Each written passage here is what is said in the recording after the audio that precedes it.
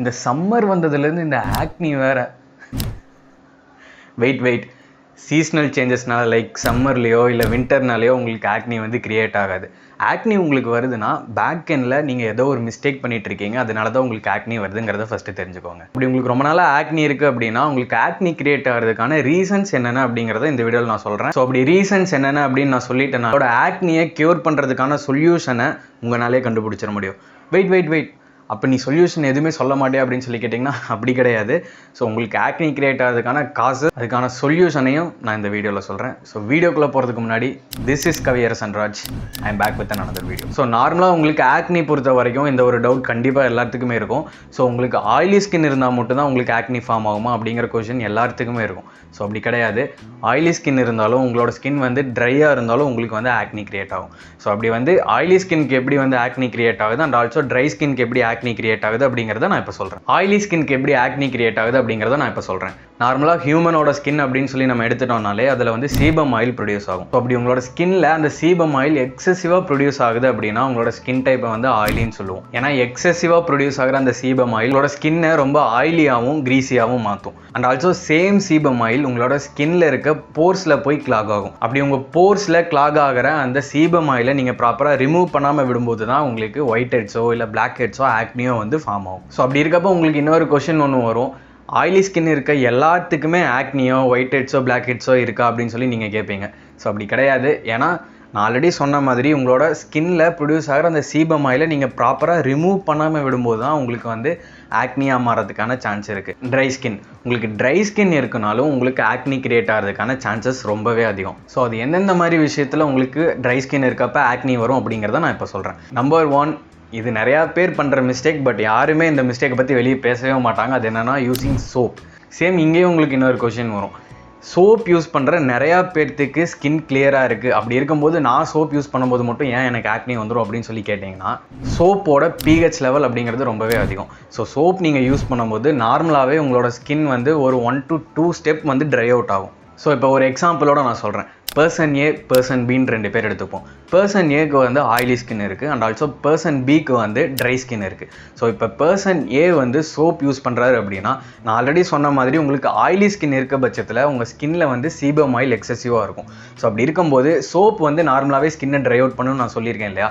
அப்படி இருக்கப்ப அந்த சீபம் ஆயிலை அந்த சோப் வந்து ரிமூவ் பண்ணும். ஸோ உங்களோட ஸ்கின் வந்து ஹெல்த்தியாக இருக்க மாதிரியும் மாய்ஸ்சராக இருக்க மாதிரியும் அண்ட் ஆல்சோ உங்களுக்கு வந்து கிளியராக இருக்க மாதிரியும் தெரியும். சேம் பர்சன் பிக்கு நம்ம வரலாம். பர்சன் பியோட ஸ்கின் டைப் வந்து ரொம்பவே ட்ரை ஸ்கின். ஸோ அப்படி இருக்கப்ப அவங்களோட ஸ்கின்ல எந்த ஒரு எசென்ஷியல் ஆயில்ஸுமே இல்லை. அப்படி எசென்ஷியல் ஆயில்ஸ் எதுவுமே இல்லாத இடத்துல நீங்கள் சோப் யூஸ் பண்ணும்போது உங்களோட ஸ்கின் வந்து ரொம்பவே ட்ரை அவுட் ஆகும்.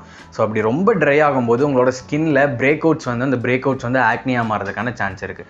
ஸோ இப்படி தான் உங்களுக்கு ஆயிலி ஸ்கின் இருக்க ஒரு சிலருக்கு வந்து சோப் வந்து செட் ஆகிறதுக்கான சான்ஸ் இருக்குது. ஏன்னா அவங்க ஸ்கின்ல இருக்க சீபம் ஆயில அந்த சோப் வந்து கிளியர் அவுட் பண்ணுறதுக்கு ஹெல்ப்ஃபுல்லாக இருந்திருக்கும். அது நமக்கு வெளியே பார்க்கும்போது ஸ்கின் வந்து கிளியராக இருக்க மாதிரி தெரிஞ்சிருக்கும். அதே நீங்கள் ட்ரை ஸ்கின்ல அந்த சோப்பு யூஸ் பண்ணும்போது உங்கள் ஸ்கின் ரொம்பவே ட்ரை ஆகி உங்களுக்கு ஆக்னியாக மாறதுக்கான சான்ஸ் இருக்குது. ஸோ ஆயிலி ஸ்கின் ஆகட்டும் இல்லை ட்ரை ஸ்கின் ஆகட்டும் இப்படி தான் ஆக்னி வந்து ஃபார்ம் ஆகும். ஸோ அப்படி ஃபார்ம் ஆகிற ஆக்னியை எப்படி நம்ம க்யூர் பண்ணுறது அப்படிங்கிறத இப்போ நம்ம பார்க்கலாம். ஆயிலி ஸ்கின்னாக இருந்து உங்களுக்கு ஆக்னி வந்திருக்கு அப்படின்னா சாலிசிலிக் ஆசிட் இருக்க மாதிரி ஒரு நல்ல ஒரு கிளென்சரோ இல்லை ஒரு டோனரோ இல்லை ஒரு எக்ஸ்ஃபோலியேட்டரோ நீங்கள் வாங்கி உங்களோட ஸ்கின் கேர் ரொட்டீனில் நீங்கள் இம்ப்ளிமெண்ட் பண்ணும்போது உங்களோட ஸ்கின் ரொம்பவே கிளியராக மாறதை உங்களால் பார்க்க முடியும். உங்களுக்கு இருக்க சீபம் ஆயிலை கண்ட்ரோல் பண்ணுறதுக்காகட்டும் இல்லை பிளாக் ஹெட்ஸோ இல்லை ஒயிட் ஹெட்ஸோ கண்ட்ரோல் பண்ணுறதுக்காகட்டும் அப்படி இல்லைனா உங்களுக்கு இருக்க ஆக்னியை வந்து க்யூர் பண்ணுறதுக்கு இந்த சாலிசிலிக் ஆசிட் அப்படிங்கிறது ரொம்பவே ஹெல்ப்ஃபுல்லாக இருக்கும். இப்போ நீங்கள் சோப் யூஸ் பண்ணிட்டு இருக்கீங்க அப்படின்னா நார்மலாக நீங்கள் எப்பவும் போல் சோப் யூஸ் பண்ணிவிட்டு சாலிசிலிக் ஆசிட் இருக்க மாதிரி ஒரு எக்ஸ்ஃபோலியேட்டரை வாங்கி வீக்லி 1 or 2 வந்து நீங்கள் எக்ஸ்ஃபோலியேட் பண்ணுங்கள் ஸ்கின்னை. ஸோ அது வந்து உங்களோட ஆக்னியை கண்ட்ரோலில் வச்சுக்கிறதுக்கு ரொம்பவே ஹெல்ப்ஃபுல்லாக இருக்கும். ஸோ அதுக்காக சோப்பும் வந்து ப்ரொலாங் தி பீரியடில் நீங்கள் யூஸ் பண்ணுறதை அவாய்ட் பண்ணிக்கோங்க. ஸோ சோப் இன்னைக்கு இல்லைனாலும் எப்பாவது உங்களுக்கு வந்து சைட் எஃபெக்ட்ஸ் வந்து கிரியேட் பண்ணுறதுக்கான சான்சஸ் இருக்குது. ஸோ சோப் அவாய்ட் பண்ணிட்டு நல்ல ஒரு கிளென்சரில் இன்வெஸ்ட் பண்ணுங்கள். அந்த கிளென்சரும் சாலிசிலிக் ஆசிட் இருக்க மாதிரி கிளென்சராக பார்த்து யூஸ் பண்ணுங்கள். அப்படி இல்லைன்னா நார்மலாக ஆயிலி ஸ்கின்காக மேனுஃபேக்சர் பண்ணப்பட்ட ஒரு கிளென்சரை யூஸ் பண்ணிவிட்டு சாலிசிலிக் ஆசிடை நான் சொன்ன மாதிரி வீக்லி 1 or 2 வந்து எக்ஸ்ஃபோலியேட்டராக நீங்கள் யூஸ் பண்ணிங்கன்னா உங்களோட ஸ்கின்ல பெட்டரான ரிசல்ட்டை உங்களால் பார்க்க முடியும். ட்ரை ஸ்கின் இருந்து உங்களுக்கு ஆக்னி வந்திருக்கு அப்படின்னா நான் சொல்ல போகிற எந்த ஒரு விஷயத்தை ஃபாலோ பண்ணிங்கன்னா ஆக்னியை கம்ப்ளீட்டாக உங்களால் க்யூர் பண்ணிட முடியும். நம்பர் 1, நீங்கள் சோப்பை விட்டுட்டு கண்டிப்பாக கிளென்சருக்கு மாறியே ஆகணும். ஏன்னா சோப் நான் ஆல்ரெடி சொன்ன மாதிரி ரொம்ப ட்ரை ஆக்கிடும் உங்கள் ஸ்கின்னை. ஸோ அதை அவாய்ட் பண்ணிவிட்டு நல்ல ஒரு கிளென்சருக்கு நீங்கள் மாறிடுங்க. அண்ட் ஆல்சோ நீங்கள் என்னதான் கிளென்சருக்கு மாறினாலும் உங்களோட ஸ்கின் டைப் வந்து ரொம்ப ட்ரை அப்படிங்கிறனால நீங்கள் எப்போவுமே உங்களோட ஃபேஸை வந்து வாஷ் பண்ணதுக்கப்புறம் நல்ல ஒரு மாய்ஸ்சரைசர் யூஸ் பண்ண பழகிக்கோங்க. ஏன்னா மாய்ஸ்சரைசர் நீங்கள் யூஸ் பண்ணும்போது உங்களோட ஸ்கின்னுக்கு ஒரு மாய்ஸ்சர் இருந்துகிட்டே இருக்கும். உங்கள் ஸ்கின் வந்து ட்ரை ஆகிறத உங்களால் தடுக்க முடியும்.